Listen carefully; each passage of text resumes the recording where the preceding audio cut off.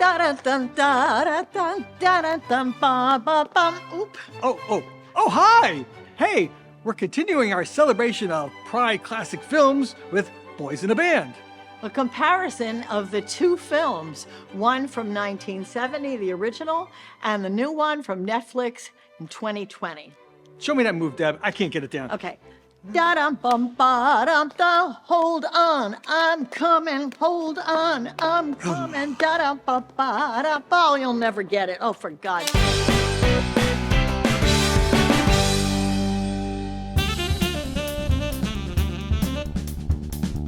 Boys in a Band came out in 1970, 2020. They did a reboot. I love your character. You're Harold, right? This is my favorite character in Boys of the Band, and Harold is a person who is mysterious and kind of strange, but a real intellectual. I have Harold's glasses on too, but I have to take them off as usual, which I've done in the past because I can't see. So take a good look at the real Harold. The last shot of Debbie as Harold with the glasses. So Debbie can review this, and let's talk about your costume. So Michael hosts a birthday party for Harold, and in a typical classic gay storyline, when you get a bunch of gays together, gay men together, celebrating a party, there's going to be a lot of camp and a lot of drama. And that comes out in 1970s typical gay New York style cinema. So The Boys in the Band was an incredibly important film. Plot is about, as Joe suggested in the beginning, a party, and tempers fray and true selves and anxieties are revealed when a gay man throws his friend a birthday party. Michael throws Harold a birthday party, and an old heterosexual friend from Michael's past shows up from his college days. So that sets the stage right there. And of course, if we got to say anything about it before we go into anything, in 1970, that would be significantly different than the friend showing up in the year 2020. And I also want to say just quickly that The Boys in the Band was a very successful Broadway show on 2 occasions. But so we're doing something different with this one. Oh, yeah. Because this is a comparison piece. Normally we do one film and rate it and let you know ahead of time. But this time we're doing a little twist. 2 movies, 1 original, 1 reboot. We're not going to tell you the scores until the end. So you're going to have to guess how we're going to score until the very end. I keep saying play because it originated as a play, but also the movie, which is true to the play, takes place in one day. The birthday party, setting it up, inviting the friends, getting the phone call. It doesn't lag at all, but it feels longer almost than the 2-hour film that it is, because you're going, expertly done by William Friedkin, who's the director, but he does this expert way of taking it from the early afternoon, and when Harold's supposed to come between, he says between 8:30 and 9, into maybe the 11 o'clock hour, but it feels like a longer time, but it doesn't in the movie. I need to interrupt. That's gay standard time. You don't always show up on time. Right, producers? It starts off by sort of an introduction of the characters. In the beginning, there's the song Anything Goes. And you see little bits and pieces of each character and sort of where they come from. Different, each one is a different character of the gay male community. You have someone who's flamboyant, you have someone who's straight acting, you have the film photographer that's really good looking, then you also have your gay man that likes to spend a lot of money and run up credit card bills and wants the best in fashion. And then of course, then you have the hustler.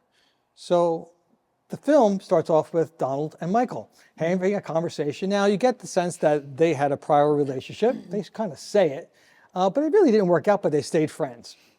Now, picture yourself. Well, they still have a relationship. They meet every Saturday. Donald comes every Saturday. But you don't know if it's a sexual relationship, but it seemed to have started that way. We don't know sort of where it is. They kind of are not compatible. And again, put yourself in the 1970s. I'm sorry, the film came out in the 1970s, but it actually takes place in 1968. Picture yourself in 1968, a group of gay men Remember, that's before the Stonewall riots.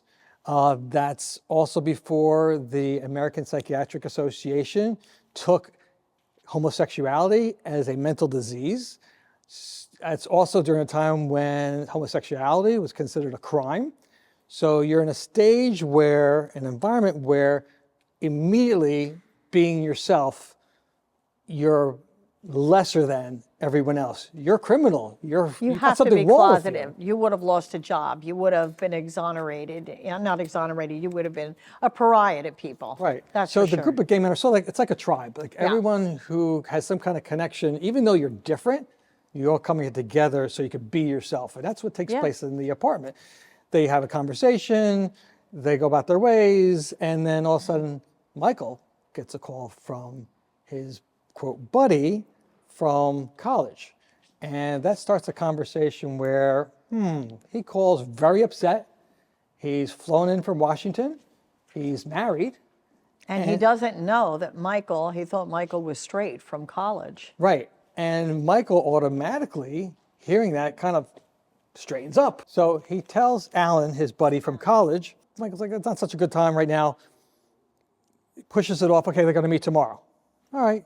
Crisis averted. Alan's not going to show up when all the gay men are around.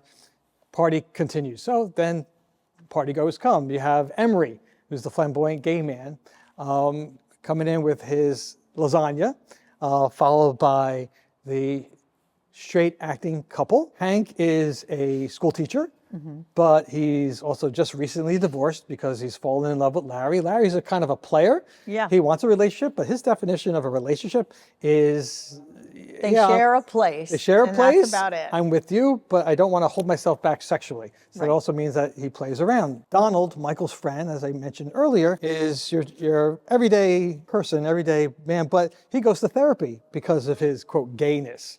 So we're dealing with issues of, trying to come out who you are, and then the party ensues. Harold appears sort of like this enigma where he comes in. To me, it was like a vampire walking in. Like he walks in with his big glasses, just like you're dressed up. Yes. Everyone says hello, and he kind of like walks in. He takes his time. Yes, I should have a You cigarette. should have a cigarette. Or a joint. Because they were smoking joints there too. Yes, they were. Later on, just to fast forward, Alan shows up unexpectedly. They're all dancing outside, just like we were dancing earlier. Right. And all of a sudden, oh my God, they turn, and Alan's there. And Michael's like, ugh, I need to straighten What up. do we do now? Everybody. I can't show my gayness. Yeah, Like, all right, and he forewarns his people, Right. don't act gay, be straight. We're comparing two films. Right. 1970s, it came out again. We're still in the setting of Right. 1968. They held both movies are pretty much identical to almost word for word. A little bit change, a little bit differences here and there, but pretty much the same. So let's go to the characters and then we'll go into the differences. The main character is Michael. It's his apartment. He organizes the whole thing. The original person, and probably no one knows his name, was Kenneth Nelson. And now in the new one is Jim Parsons. Now, I like Jim Parsons, but I thought he looked too young when I saw it on Broadway. But when I looked him up, he's 47. He's got this baby face. If you noticed in the movie, in the 2020 version, they mentioned their group. There was a scene where they're all together and that they were mentioning that they were in the 40s. Whereas the 1970s version, they were younger. They were like entering 30s or entering 30s. Yeah. And of course, Significant Michael... difference for a gay community. Right. And Michael is obsessed with his hairline, with getting older. It seems like he spends money that he doesn't have on credit cards because he cares about his Vicuna sweater and his beautiful way of dressing. And that puts him in a place that he identifies himself with, even though it's a false identification. Putting two different actors in that role, watching both, there are stark differences in my belief. Yes. Jim Parsons, I really like him as an actor. On TV, Big Bang Theory. He did a movie that I loved, spoiler alert, The Hero Dies. Played a wonderful part there. But here I am getting Jim Parsons to me was kind of weak. Michael was sharp. The tempo of the way he delivered the lines was sharp. the So you like dialogue. the original character back in the much 70s. more. Okay. Matter of fact, not only how the lines were delivered, and they're delivered so quickly, you had to pay attention, which to me pulled you in Yeah. to listen. Whereas Jim Parsons was kind of like slower, but not as sharp, not as. And I think he's typified by kind of a cartoony comedic style, which carries over. Maybe he shouldn't have been cast. Right. Donald. Let's talk about Donald a little bit. Well, in the old picture, I like Donald better. I did too. In the new one, it's Matt Bomer. Matt Bomer's in everything. He's a beautiful guy. So good He's looking. fantastic. But I thought Donald was better fleshing the character out. More believable. Yes, I really found him an interesting actor, and I really liked that character better in the old film as well. I'm with you. I think even the dress, again, I go back to costumes and color. Donald, if you looked at his pants, he had a butt to die for. Oh, well, he had Whereas the white pants and a blue shirt. I know this film so well, it's unbelievable. Matt Bomer, which he is very handsome. Yes, he The is. pants weren't tight. It didn't show the 70s look. Where you had Okay, the tight well, rear see, I wasn't and the looking flaring at out. it for those Oh, tight I reasons. was. I was looking at it for Got my film attention real reasons. fast. So let's go on to Emery, because Emery was a wildly flamboyant gay who was, flying around and wildly crazy and funny as hell, but annoying. Right. And Cliff Gorman was straight. He did the original back in the 70s, and then the new one was Robin DeJesus. Robin DeJesus. And I think that I liked Robin DeJesus better in the new one, I disagree. because Cliff Gorman I had seen in so many films. I don't know. No, I take it back. I like them equally. I did. And again, I want to put it out there to our viewers. When we're comparing the two actors side by side, we're not saying the other actor was bad. I think it's maybe a casting issue. Interpretation of the role. of the Yeah. character Yes. was different. Right. Exactly. So let's just clear the air out there. Emery's a flaming queen. He's an interior designer. He's got his little doggy hanging around. And I actually thought Cliff Gorman was gay when I first saw the movie. Everybody did. Everybody did. And he played such a great role until later find out he was straight. I'm like, whoa, who is this man? And then you research more, and he was actually an accomplished actor, playing a lot of straight roles. And when he was asked, how did you learn? Like, did you follow anybody? He goes, no, there's a man down the street that I knew. I just followed that guy. I imitated him. Then we come to my absolute favorite character, Harold or Hallie. Leonard Frey was the original, which the difference with Leonard Frey was he was very pockmarked, which had a lot to do with his character. And the new person was Zachary Quinto, who I love him. I love him. Yeah, me too. I love him, and I like them both. I liked Leonard Frey better. I think he commanded that role. Yeah. You were scared almost in the sense that, Harold. not scared like you were afraid, but like, oh, what's he gonna say next? Yeah. He had almost a power to him when he was confronting Michael, and that towards the end of the film, where Michael, he admits in the beginning, like, when I have a drink or two, it's not going to be good because I just said, and I got to stop doing that. And because Alan shows up, all of a sudden, he's got to have a drink because he's not in control anymore. Right. And he then confronts Harold, and Harold's like, wait, you just challenged the wrong person. I know you. And he just lays him Harold out. has a way. Zach couldn't do that. Michael and Harold are the two intellectuals. They're very good at snarky back and forth comments, but Harold's delivery is so smooth and so icy and so methodical that he could just take somebody down. And he's an observer. Right. For his birthday party, they all give him these crazy presents and everything. And Michael gives him a present that's a framed picture, which we do not see. And it has something signed on it, which Harold doesn't divulge. Right. And even though they really don't tell you, and there was a comment in it, which I don't know if you picked up on, but it has to do with, I think at one time they might have been lovers. And there might have been a murder involved. Did you pick up that No, line? not at all. He said it's Not at all about a murder. What came across to me so strongly is that the cast the characters, they lived it. Yes. Majority of them were gay. Majority of them lived a life in secret. At some point, they're in 1970, and they started the play earlier, obviously. It took place in 68. Again, Stonewall riots had not happened when the off-Broadway play happened. They're living that life. Right. You have 2020 were actors that were purposely chosen because they were out, because Mark Crowley wanted to make a statement that here we're going to have it totally out. It's okay to play gay characters in a mainstream film. Mark Crowley also made it a point to hire the cast from the original off-Broadway play into the movie, which is unheard of. Matter of fact, he was challenged when he had a producer come up to him and say, no, I want to change this. We need to get straight characters. Yeah, Friedkin, of course, is like, are you kidding me? I need legitimate actors, you know? Right. And it was pretty much not the norm to take Broadway actors and bring them over into Right, because usually film. theater actors act too big.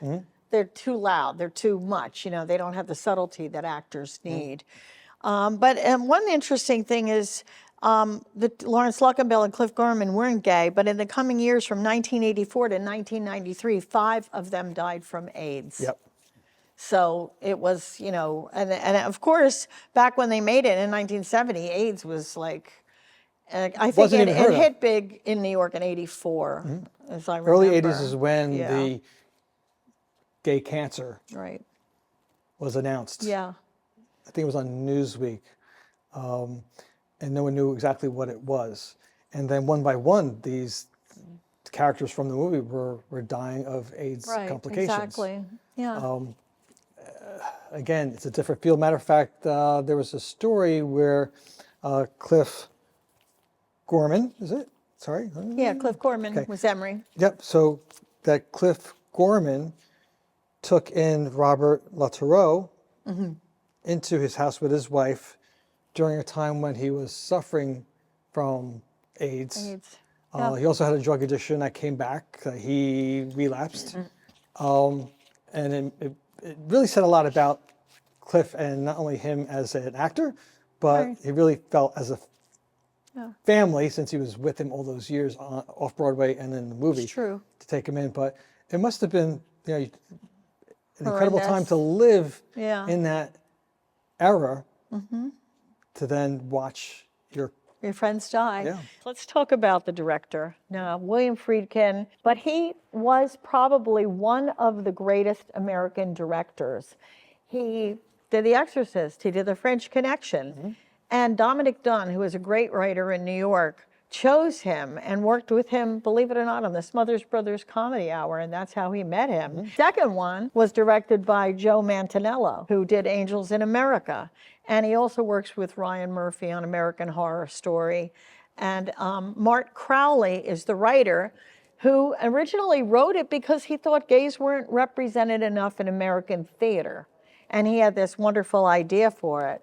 And he thought there was a lot of material, but not real creative material. So he wrote the script. And it was about him and his friends. So he had something Pretty to much. relate to. Yeah. He was sort of like, as explained, the Michael of the story. Yeah, well, that's what makes great stories. When you use your own personal stuff and you bring it in, then it's more realistic, more realism. And he had a friend like Harold also. Right, exactly. So it made it, for him, it made it real, and to the audience that watched it off Broadway and in 1970, it made it very relative. Well, when they did it on Broadway, it was the same, the two-story, where that you could see on the second floor, you know, what was going on with Alan. He's getting sick, and Alan is wrestling with the fact that you don't really know his roommate.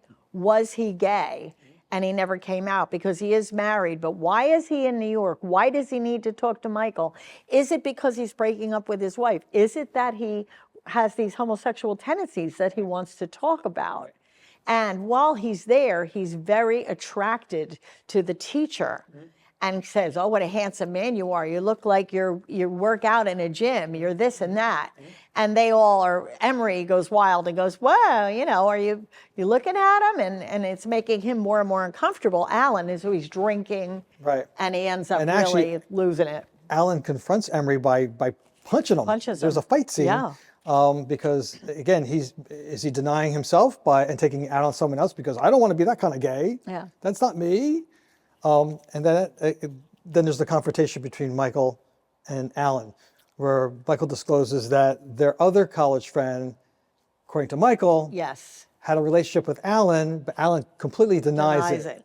And you don't know, like, who's telling the truth, who is, Right. you don't know. Right. Then it sets the stage for the, Now, this is the big arc in the picture. This is where the real deterioration happens. Michael is getting more and more snarky in the evening.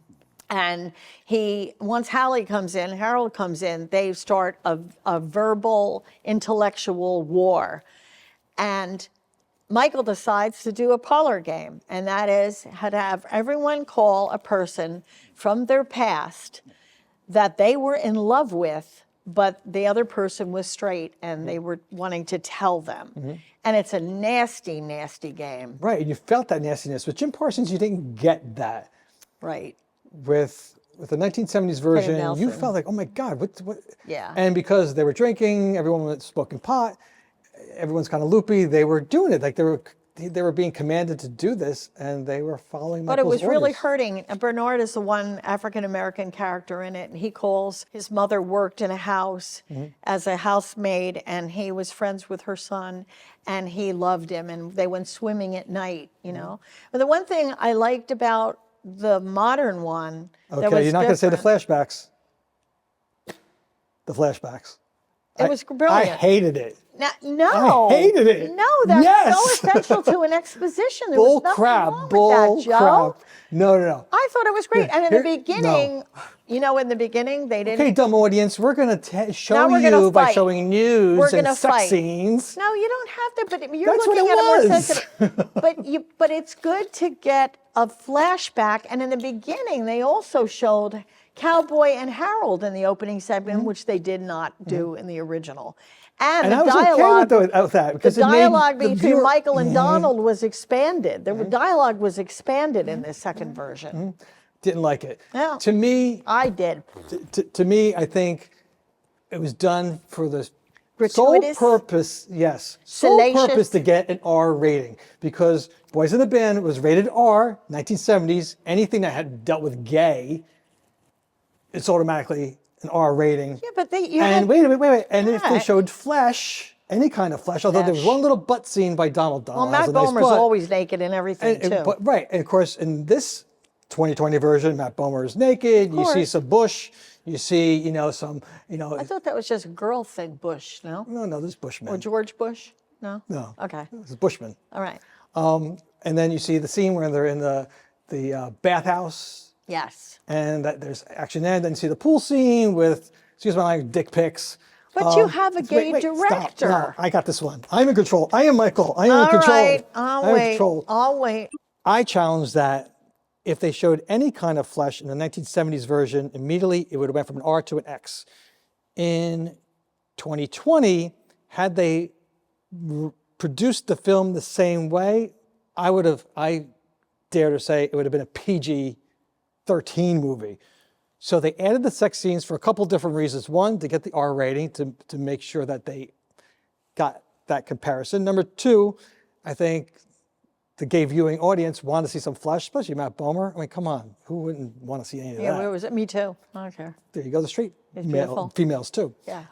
So I think they purposely did the but you flashbacks to gotta- get the sex scenes and the flesh in I there. need a rebuttal. Go for it. Okay. First of all, it's Netflix. I think Netflix made this sucker. Okay. And you have one of the biggest gay people in theater and film, Manganiello, directing yeah, this. it is, yes. So it's not like you had a straight director directing this. And I think he feels that that was important. And I feel I differ. that it kind of was. And I think that the additional dialogue that was put in the beginning between Michael and Donald was very instrumental. And it needed to be because Jim Parsons wasn't as strong as Kenneth Nelson. I agree. We agree on that part. The rest of it, This is just my liking something. That Harold is one of the greatest characters ever written on a Broadway play. And I look at this more as a play than a film, even though because it was transferred. Because the stage is set in pretty much one area. And of course, in the remake, at the end, Michael is trying to come to terms with his life and he leaves the apartment and we see him out saying he's going to go to a mass and then he just runs down the street. Which I think still exists today. That's the actor's mass. After they get out of plays. Yes. Yeah, exactly. I want to say something, Joe, about the game with the phone. It represents the self-loathing of these characters, especially in the earlier one, because there was self-loathing. And it's Michael's battle with guilt and his own homosexuality and aging. And it was a sign of the times. It forms a link between their past and their present when they were coming out and they loved someone. And it was very, they wanted to conform to society. They were scared of everything, but it was so instrumental at the time for the way gays felt about themselves. Beautiful.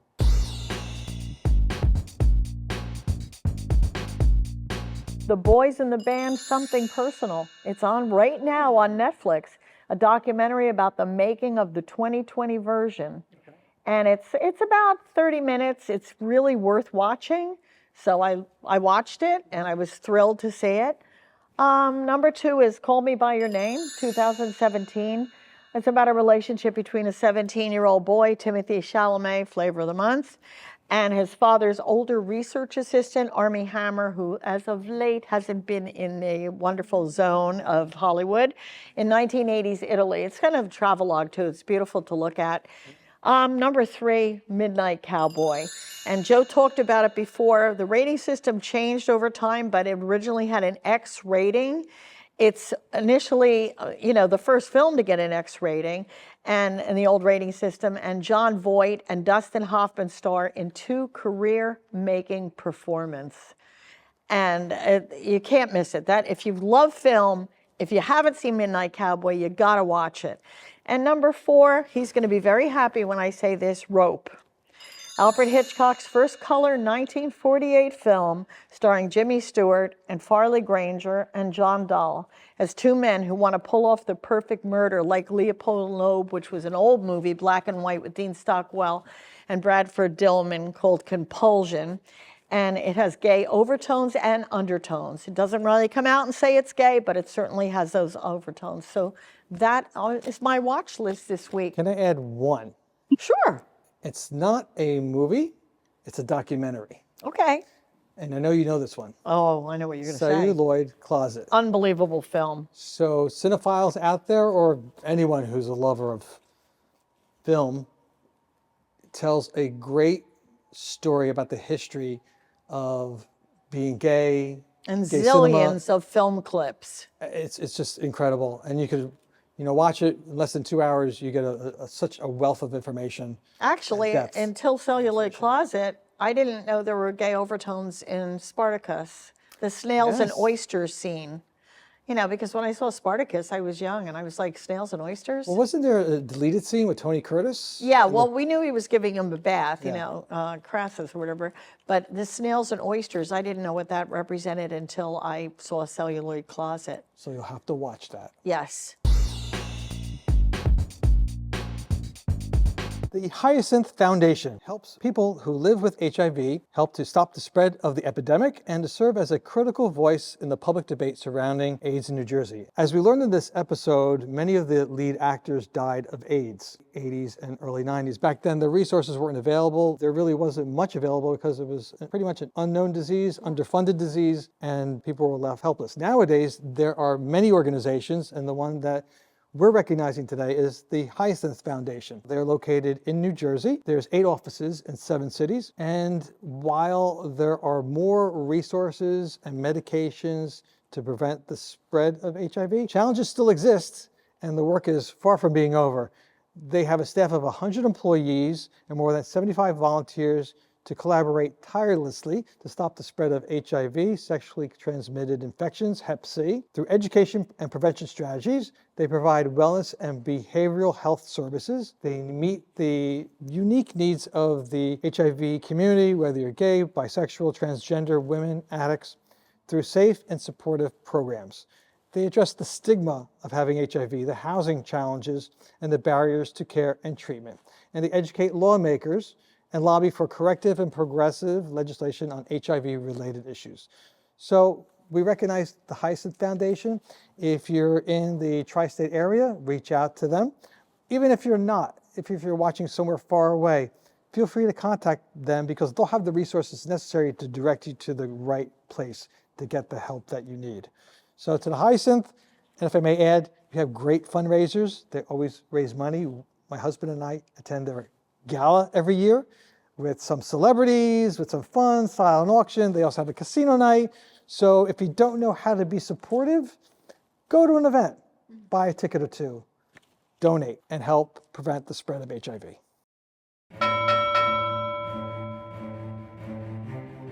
The number that appears first is 1970s.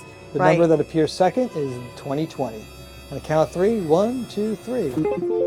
I give them both a 10. Give me I a give them break. both a 10. No way. Yes. No. Yes. No. And I will say, the reason I give them both a 10 and why you should watch Boys in the Band both and compare is it is a seminal film that is an excellent, intellectual, rhythmic film, two magnifying glasses into two time periods in LGBTQ history, then and now. Both excellent films. I don't care. They both get 10s. If you want to see nudity, see the 2020. That's the only reason. Well, you want to see nudity, so That's why you I saw watched it. it.